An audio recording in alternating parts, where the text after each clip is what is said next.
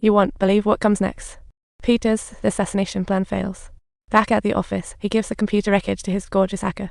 She scans the chip and finds an astonishing secret. Her delivery address matched July's company, recalling the female assassin's fleeing figure. This set off alarm bells in Peter's head. Meanwhile, back at the office, Julie reviewed the surveillance tapes and realized the male assassin had a striking resemblance to her husband, and just like that, both their secrets are on the brink of exposure. That night, they return home and kick off a super awkward game of cat and mouse. Though they act all polite on the surface, the moment she turns away, Peter downs his drink like a champ and sneaks a knife under the table. He didn't see it coming when Julie whipped out an even bigger knife. Startled, Peter jumps up and offers to slice the meat, but before he finishes, Julie draws another long knife from her waist. And July's homemade steak. Let's just say it was a challenge for Peter. The steak looked gnarly, but the taste... He nearly spat it out. To flip the situation, Peter decided to make a move, pouring Julie a glass of red wine, and then boom. He casually tosses the bottle. An instinctive move that confirmed Peter's suspicions. Julie was quick to react and tossed away her drink. But it was already too late indeed, as Peter dashed to the study to fetch a gun. However, Julie hopped into her car and sped off. Seeing this, Peter bolted after her, desperate to confront Julie, but it was a step too late. Refusing to give up, Peter sprinted, crossing several neighbors' yards, only to accidentally discharge his weapon, and bam. The bullet hit Julie's car window. Especially when Julie was conflicted, she flew into a rage and charged at Peter, trying to explain. Yet still, Peter persisted, trying to reason with Julie, but she wasn't having it. Peter was forced to break into the car window.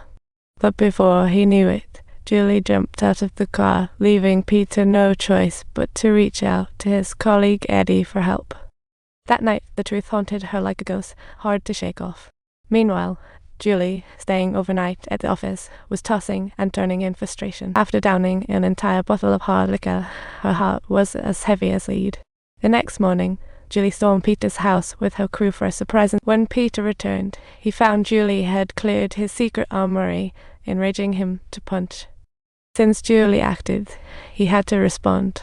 He sneaked into July's headquarters, but was immediately detected by the alarm system. Julie quickly ordered her team to destroy all important documents. Just as Peter crash-landed inside the company, she had already connected an escape route using a custom mail gun, and even though Peter had ample chances to shoot, he couldn't bring himself to pull the trigger, just watching Julie escape right before his eyes. Undeterred, Peter checked the incinerator and found a partly burned note. Subtitle: It revealed July's backup hideout, so he promptly posed as a construction engineer. He quietly took the elevator to the top floor of the building under construction, but it stopped at the center. The debris in the incinerator was July's trap for Peter. Seeing the video where she had total control, Julie smiled contentedly.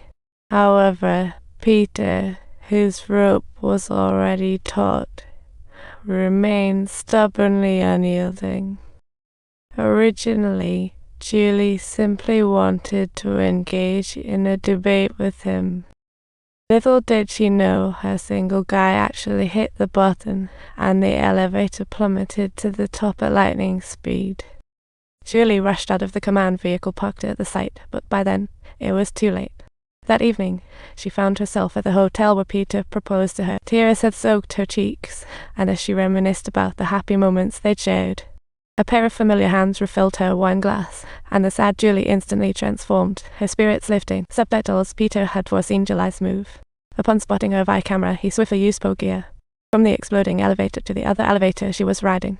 With Peter completely unharmed, pound iumat letter 3ca r2 kona quarter pan santan reflex a quarter 3 omat half omat paragraph circumflex omat stroke dead times to copyright but micro paragraph get omat stroke dead times omat sedilla micro case sedilla paragraph Armenian graph tilde divide by omat stroke dead acute omat times omat sedilla letter 3ca. From the exploding elevator into another elevator she rode pound sign plus or minus grova quarter tilde acute grove acute s7 omat micro yen s delta plus or minus Chinese letter.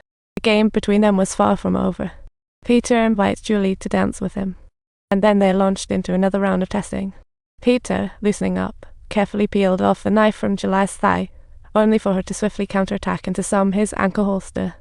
Subsequently, they discussed marriage failure. Peter blamed Julie for using it as a cover for her true self.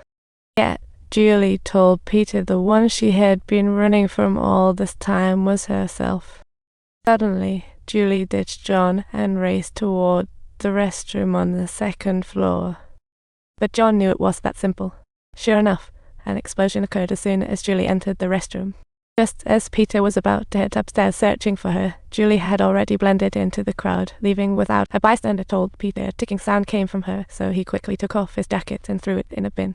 The next moment, the trash can erupted in flames, making it clear that Julie was serious about eliminating him. In a fit of extreme rage, Peter immediately hijacked a car and raced home at full speed.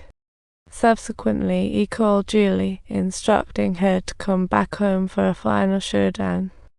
After calming down, Peter dialed Julie again to express his true feelings. Though it was heartfelt, Julie brushed it off, telling Peter he was the most handsome prince she had ever met. This, of course, meant a final confrontation. Soon, Peter arrived outside his home, only to see Julie barreling towards him and crashing into his car before dashing into the basement. Seeing the dire situation, Peter left his car and sneaked into the backyard, only to find Julie waiting with a rifle.